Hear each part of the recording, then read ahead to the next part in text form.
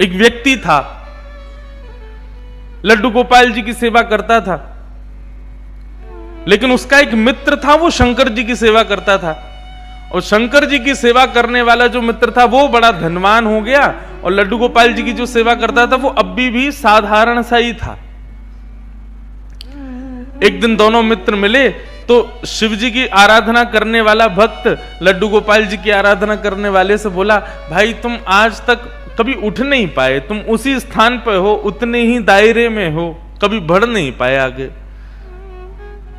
गोपाल जी की सेवा करने वाला बोला, मेहनत तो बहुत करता हूं लेकिन क्या करूं, बढ़ ही नहीं पा रहा। शिव आराधक ने कहा कि एक काम करो, तुम अपने आराध्य बदल दो। ये तुम गोपाल जी की आराधना करते हो ना, इनकी जगह तुम शिव जी की आराधना शुरू कर दो, देखना कैसे जीवन में बदलाव आएगा। व्यक्ति के अंदर सबसे बड़ी कमी क्या है? ठाकुर जी के प्रति अविश्वास, अपने कर्तव्यों के प्रति अविश्वास, और सबसे बड़ी बात कहूं, अपने प्रति अविश्वास।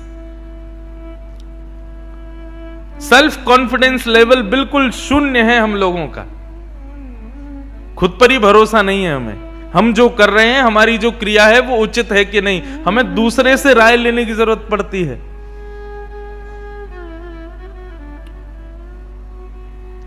ठीक है, गुरुजनों से, विद्वत जनों से, श्रेष्ठ जनों से पूछना चाहिए, लेकिन ऐसे नहीं कोई भी मिल जाए उससे तुरंत पूछ लेना, हम ऐसा करते हैं, ऐसा ठीक है कि नहीं, ये करते हैं, ये ठीक है कि नहीं, ऐसा करते हैं, ये उचित है कि नहीं। नहीं, सबसे मत पूछो।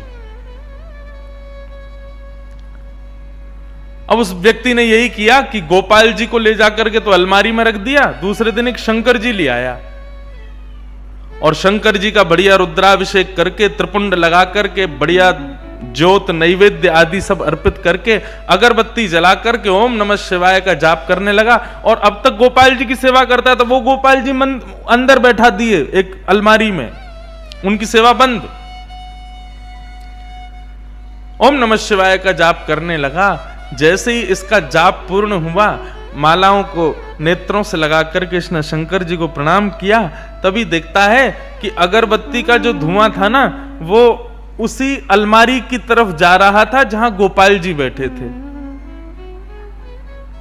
तो इसके मन में भावना आई कि आज तक इनकी आराधना करता रहा तो मुझे कभी कुछ दिया नहीं, आज तक भी मैं सामान्य हूं, और अब मैं शंकर जी की आराधना कर रहा हूं, उनको नैवेद्य धूप दीप दिखा रहा हूं, तो अगरबत्ती की सुगंधी भी उनको नहीं लेने दे रहे, खुद ले रहे हैं अंदर अलमारी में बैठ के।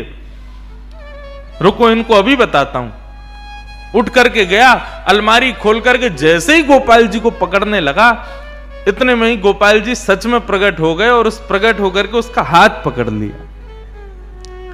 जैसे ही गोपाल जी प्रकट हुए, उस भक्त ने कहा, बोले भगवान आप प्रकट हो गए? बोले हाँ प्रकट हो गए। बोले तो फिर ये तो मैं सबको बता दूंगा कि भाई शिव जी की आराधना से गोपाल जी प्रकट होते हैं। गोपाल जी बोले नहीं भैया, हम शिव जी की आराधना से प्रकट हुए, ऐसी बात नहीं है। तुम शिवाराधना करो, सूर्य आराधना करो, चंद्र आराधना करो, किसी की भी आराधना करो, उससे हमको कोई दिक्कत नहीं है, लेकिन आज हम प्रकट किस लिए हुए ये ध्यान से सुनना। आज तक तुमने केवल हमको अष्ट धातु की एक मूर्ति समझा था, तुम्हारे मन में कभी यह भावना नहीं आती थी कि इनकी आंखें भी हैं, इनकी नाक भी है, इनकी जीभ भी है, इनके कान भी हैं, इनकी त्वचा भी है, इनके हाथ पैर भी हैं।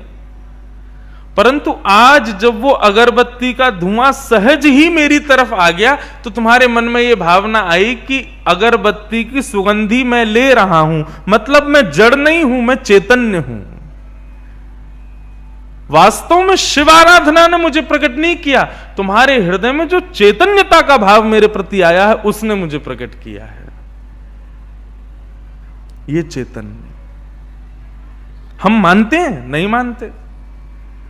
आपके यहां तो सर्दी पड़ती नहीं है, लेकिन मैं शॉक्ड था। कलकत्ता में कल जब उतरा तो मैं जैकेट पहन के आया था, क्योंकि दिल्ली का टेम्परेचर था 7 और कलकत्ता का था मेरे ख्याल से 21 या 22। रात में जब उतरा तो वहां पर मैंने पुलिस कर्मियों को देखा, वो मुफलर पहन के घूम रहे थे। उनको देख करके मुझे लगा कि मैंने कहा भैया ये यहां पर मुफलर पहनने तो दिल्ली में इनका क्या हाल होगा।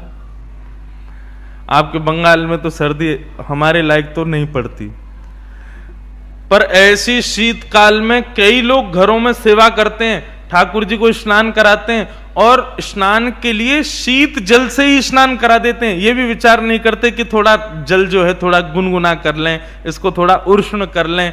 क्यों? ये शीत जल से आप क्यों स्नान करा देते हो? क्योंकि आपके हृदय में ठाकुर जी के प्रति चैतन्यता नहीं है।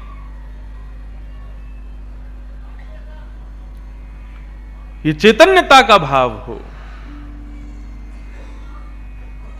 मैं ये बात इसलिए कह रहा हूं कि ठाकुर जी का स्वीकारीकरण तभी होगा जब ये तीन चीजें होंगी, सत्य, चैतन्य और आनंद।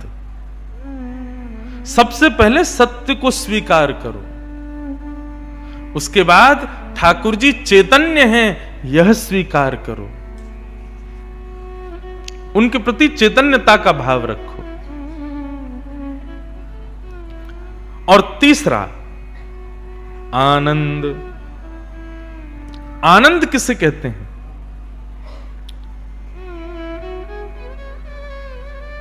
कल रात में न्यू ईयर था और लगभग भारतवर्ष के सब युवाओं ने 10 बजे ही 9 बजे ही अपने घरों का त्याग कर दिया होगा और 10, साढ़े 10, 11 बजे से नाचना शुरू किया होगा और ज्यादा से ज्यादा 12:30 बजे 1 बजे वे सब पस्त हो गए होंगे, हार गए होंगे, थक गए होंगे और थके हारे आकर के घर पर आके सो गए होंगे। और उनसे सुबह किसी ने पूछा रात्रि में कैसा रहा? हाँ अच्छा लगा, ठीक था, सुख मिला। परंतु आप सब लोग आज 1 जनवरी है, सवेरे 9:30 बजे से तैयार हो, मंदिर से कलश यात्रा लेकर के आए हो, यहां आकर के फिर प्रसाद पाया है, 2:30 बजे से व्यास जी का इंतजार कर रहे हो, 4 बजे व्यास जी मंच पर आए हैं, अभी 5 बज रहे हैं, सुबह 10 बजे से लेकर के 5 बजे तक की आपकी ये यात्रा इतनी लंबी हो गई, लेकिन अभी आप अगर दर्पण निकाल के अपना मुखमंडल देखोगे तो एक अद्भुत प्रसन्नता मुख पर प्रकट हो रही है। इसी को आनंद कहते हैं। ताली बजाने का मन करे जोर से बजाओ, कंजूसी नहीं करो उसमें। और एक बात कहूं, ताली तभी बजाना जब समझ में आवे, जबरदस्ती भी बजाने की जरूरत नहीं है। हाँ? अभी पहला दिन है, थोड़ी पहचान हो जाए मेरी और आपकी, हम लोगों की। पहले अभी तो इंट्रोडक्शन चल रहा है। कल परसों में जब सबके चेहरे मुझे पता चल जाएंगे, आपको भी मैं पता चल जाऊंगा, फिर आएगा महाराज नंद घर आनंद भयो जय कन्हैया लाल की। फिर खूब सुंदर जो है नंदोत्सव मनाएंगे, गोवर्धन उत्सव मनाएंगे, रुक्मणी विवाह मनाएंगे और फिर हम चले जाएंगे। सुख में और आनंद में अंतर कितना है, मैं बहुत अच्छे से अपनी कथा में इस बात को रखा करता हूं। बहुत ध्यान से सुनिएगा बंधुओं, आप खुद प्रैक्टिकल करके देखिए सुख कहां मिलता है और आनंद कहां मिलता है। दोनों में अंतर है। संसार से संबंध रखने वाली कोई भी वस्तु हो, कोई भी A to Z कुछ भी, उस वस्तु का अति भोग, अति सेवन आपको केवल और केवल सुख देगा। परंतु भगवत संबंधी, ठाकुर जी से संबंधी कोई भी वस्तु हो, उसका अति सेवन, अति भोग आपको आनंद देगा। यह अंतर है सुख में और आनंद में। सांसारिक कोई भी वस्तु हो, मुझे बंगाल का सबसे प्रिय लगता है संदेश, सौंदेश, रसगुल्ला। और वो रसगुल्ला भी वो वाला जो मटके में मिलता है और थोड़ा सा खजूर गुड़ के रस वाला, बड़ा आनंद आता है। गलत बोल गया, आनंद नहीं सुख मिलता है। अब मुझे बहुत प्रिय है, कल मैं जहां प्रसाद पा रहा था रात्रि में कलकत्ता में, उनको भी पता चला तो उन्होंने रसगुल्ला मंगाए, संदेश मंगाया, सब मंगाया। आपको पसंद है, एक रख दिया संदेश, 2 रख दिए, 3 रख दिए, 4 रख दिए, खाता गया। लेकिन मानव का स्वभाव है, संसार की कोई भी वस्तु हो, जितना उसका सेवन करोगे ना, धीरे धीरे हर पल आपके उस सेवन से आपके अंदर की इच्छा नष्ट होने लग जाएगी उसको पाने के लिए। जब हम स्कूल में पढ़ते थे, फिजिक्स में एक डेंसिटी बताई जाती थी, वस्तु का अति भोग करने से हमारी इच्छा जो है नष्ट होने लग जाती है।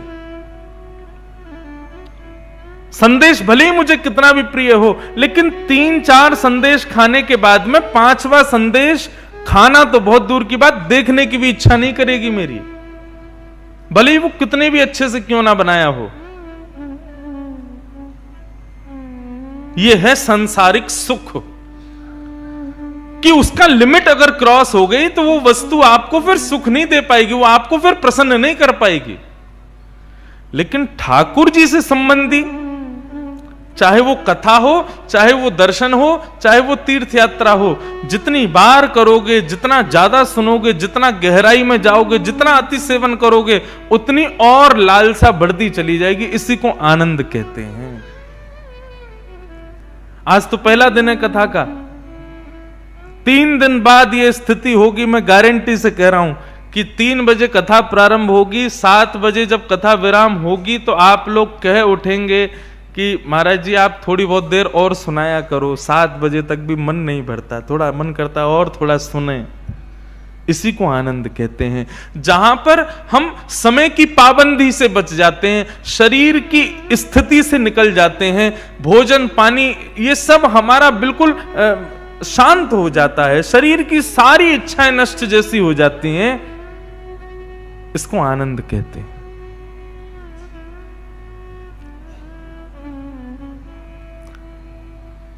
यही अंतर है सुख में और आनंद में। तो भगवान के 3 मुख्य स्वरूप बताए गए हैं। पहला, जो व्यक्ति सत्य को स्वीकार करता है भगवान उसके पास है। जो ठाकुर जी को चैतन्य मानता है भगवान उसके पास है। और जो आनंद में ही सराबोर रहता है ठाकुर जी उसके पास हैं।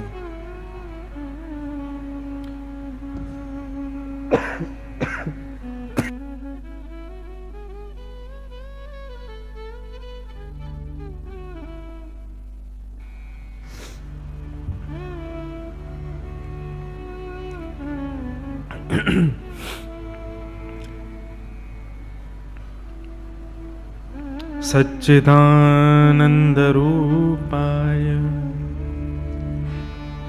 भगवान के ये 3 रूप हैं। ऐसे ही भगवान के 3 कर्म हैं। ठाकुर जी करते क्या हैं? तो कहते हैं विश्वोत्पत्त्यादि हेतवे, विश्व का पालन करना, विश्व की उत्पत्ति करना, पालन करना और संहार करना, ये भगवान के 3 कर्म हैं। और ठाकुर जी के 3 गुण हैं। हर व्यक्ति के गुण होते हैं, किसी के गुण में क्रोध होता है, किसी के गुण में दया होती है, किसी के गुण में कृपा होती है, किसी के गुण में चतुराई होती है। ठाकुर जी का गुण क्या है? बहुत सुंदर गुण, तापत्रय विनाशाय।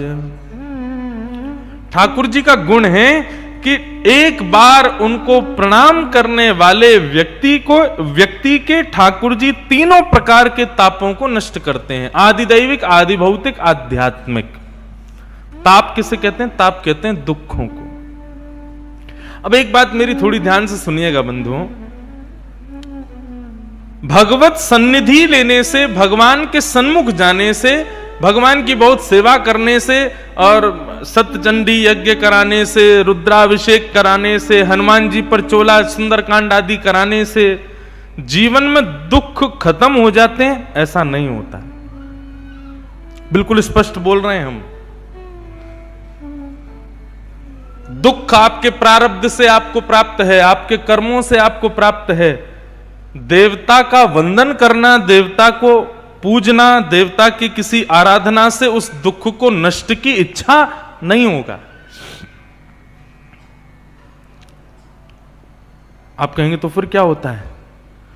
भगवत आराधन करने से, भगवत सन्मुख जाने से, भगवत सन्निधि प्राप्त करने से दुख तो जीवन में आएगा, परंतु भगवत सन्निधि के कारण उस दुख से लड़ने की क्षमता आपको प्राप्त होगी।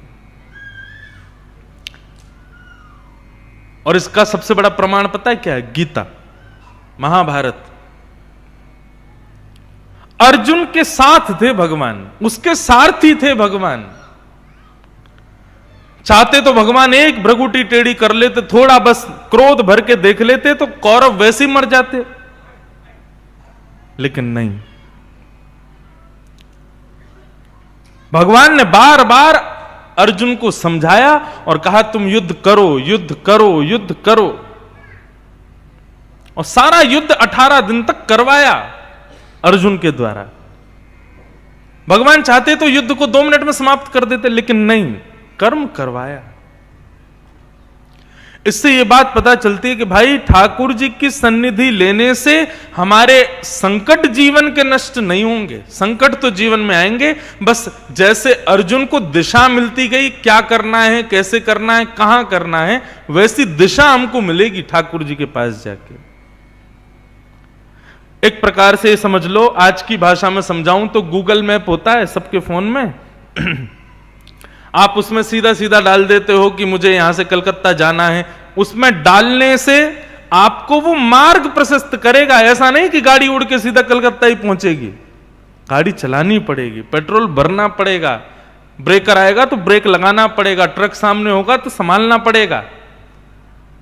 मार्ग वो आपको बता देगा कि ऐसे ऐसे ऐसे यहां से घूम के जाना है, इस रोड पर ट्रैफिक ज्यादा मिलेगा तो यहां से ऐसे घूम जाना, यहां ट्रैफिक मिलेगा तो ऐसे घूम जाना, तुम अपने स्थान पर इतने बज के इतने मिनट पर पहुंच जाओगे। ठीक ऐसे ही ठाकुर जी की सन्निधि है। ठाकुर जी की सन्निधि प्राप्त करने से, समक्षता प्राप्त करने से, उनके सन्मुख जाने से ठाकुर जी केवल मार्ग प्रशस्त करेंगे, चलना तुमको खुद पड़ेगा। कर्तव्य क्रियाशील आपको ही करना पड़ेगा, ठाकुर जी नहीं करेंगे उसको। लोग मेरे से आके पूछते हैं, हम इतना भजन करते हैं, हम इतने सुंदरकांड के पाठ करते हैं, गंगा जी का जलपान करते हैं, गोपाल जी की इतनी सेवा करते हैं, सब कुछ करते हैं, फिर भी हमारे जीवन में दुख क्यों है? यदि ठाकुर जी की सेवा करने से सुख मिलता तो सबसे सुखी मीराबाई होती। कभी उठा के पढ़िए चरित्र मीराबाई का। ना परिवार ने साथ दिया, ना समाज ने साथ दिया, ना किसी ने, और फिर भी मीराबाई अपने ठाकुर जी को लिए। भाई छोड़या बंधु छोड़या, छोड़या जग सोई। भाई छोड़या बंधु छोड़या, छोड़या जग सोई। साधुअन संग बैठ बैठ, साधुअन संग, साधुअन संग बैठ बैठ, साधुअन संग लोक लाज खोई रे। मेरे तो गिरधर गोपाल, मेरे तो मेरे तो गिरधर गोपाल, मेरे तो गिरधर गोपाल। दूसरो न कोई, दूसरो न कोई,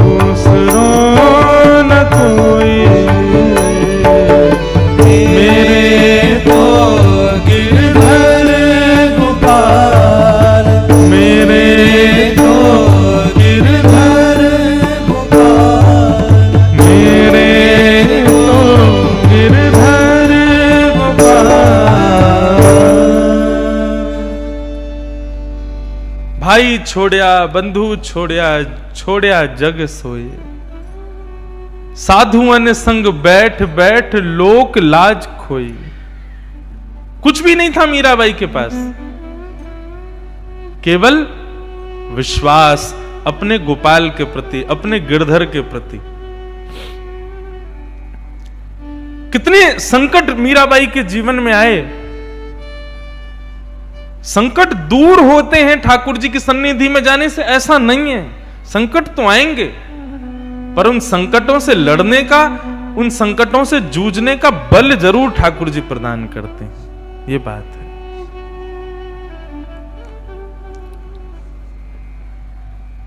मैं कथा आजकल अपनी कथा में कहा करता हूं, जगन्नाथ जी के प्रिय भक्त हुए श्री माधव दास जी। माधव दास जी को एक बार बहुत बड़ा रोग हो गया, पेट का रोग। बार बार उनको शौचालय जाना पड़ता था। इतने बीमार हो गए कि अब स्वयं से अपने मलमूत्र को पहुंच भी नहीं पा रहे, अपने आप को साफ भी नहीं कर पा रहे थे। तब ऐसी स्थिति में जगन्नाथ जी स्वयं आ गए उनकी कुटिया में और आकर के जल भर के लामे और श्री माधव दास जी के अंग को पहुंचे, अंग को साफ करें। माधव दास जी के जब नेत्र खुले तो देखा कोई और नहीं, मोर मुकुट वंशीधारी स्वयं जगन्नाथ जी लगे सेवा में। माधव दास जी रोने लगे, बोले भगवान आप क्या कर रहे हो? ठाकुर जी बोले क्यों माधव, तुम भक्ति मेरी सेवा करना जानते हो, मैं अपने भक्तों की सेवा नहीं कर सकता? माधव दास बेचारा मेरा इतनी पीड़ा में है, इतने कष्ट में है, उसको पेट का रोग हो गया है, वो स्वयं को स्वच्छ नहीं कर पा रहा। यदि मैं इतना कर दूं तो मेरी कोई प्रभुता घट थोड़ी जाएगी। मैं कोई ऐसा थोड़ी है कि भगवान तत्व से कोई पदभ्रष्ट हो जाऊंगा, क्या बुराई है?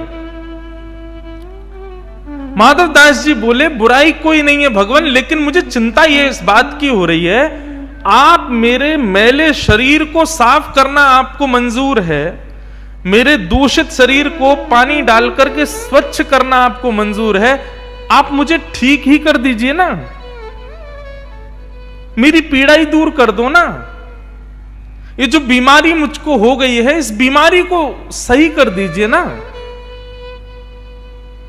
आपको करना ही नहीं पड़ेगा ये सब, आपके लिए कौन सी बड़ी बात है? एक बार हाथ फेर दो, बस मैं बिल्कुल स्वस्थ हो जाऊंगा, ठीक हो जाऊंगा, मेरी पीड़ा दूर हो जाएगी, अपने आप पहुंच लूंगा अपने शरीर को। आप पीड़ा दूर नहीं कर रहे हो और मेरे शरीर को साफ करने आ गए हो यहां पर, ऐसा क्यों? स्वयं जगन्नाथ जी कहते हैं माधवदास, हम लोग इस संसार में जब मानव को भेजते हैं ना, तो मानव अपने कर्म को यहां भोगने आता है पृथ्वी पर, और उसके जीवन में जितनी भी विपत्तियां आती हैं, आपत्तियां आती हैं, कष्ट आते हैं, ये सब उसके प्रारब्ध हैं, उसके कर्म हैं। यदि मैं कृपा करके, मैं थोड़ी दया करके अगर व्यक्ति के कर्मों से मिलने वाले दुखों को नष्ट कर दूंगा ना, तो कर्म तो बचा रह जाएगा, उसने भोगा ही नहीं, उसको भोगने के लिए फिर से आना पड़ेगा। आज माधव तुम एक पेट के रोग के कारण तुमको मलमूत्र आदि तुम्हारा निकल रहा है, आज तुम स्वयं इसको साफ नहीं कर पा रहे, तुम चाहते हो कि मैं तुमको ठीक कर दूं। यदि मैंने तुमको ठीक कर दिया तो तुम्हारा बचा हुआ जो कर्म है उसको भोगने के लिए तुमको फिर से आना पड़ेगा।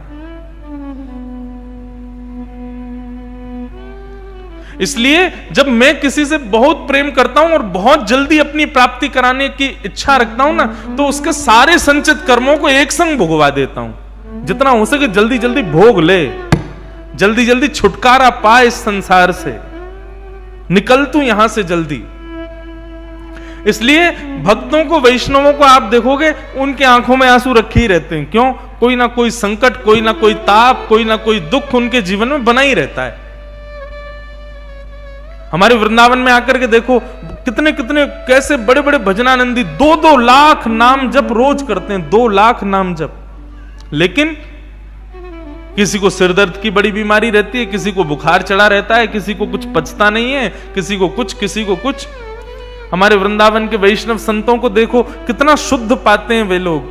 देसी गाय का ही दूध पिएंगे, देसी गाय के घी से निर्मित सामग्री खाएंगे, लेकिन फिर भी सबको कोई ना कोई रोग लगा होगा। इससे ये बात समझ में आती है कि ठाकुर जी जल्दी छुटकारा देने के लिए उनके सारे प्रारब्धों को एक संग भुगवा रहे हैं।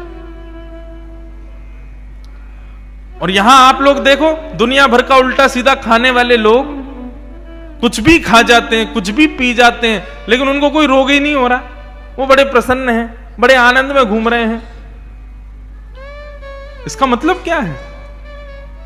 ठाकुर जी ने उनको भोग भोगने के लिए बनाया है। ठाकुर जी की उन पर कृपा दृष्टि नहीं है, इसलिए उनके जीवन, आपके स्वयं के बंगाल में जिनका जन्म हुआ है, ऐसे स्वामी श्री विवेकानंद कहते हैं, यदि जीवन में एक दिन भी बिना कठिनाइयों के आपका निकलता है ना, तो आपको चिंता होनी चाहिए कि मैं कुछ गलत कर रहा हूं। आज मेरे जीवन में कोई विपत्ति क्यों नहीं आई? आज मेरे जीवन में कोई विपरीत स्थिति क्यों नहीं आई? आज मुझे चिंता क्यों नहीं हुई?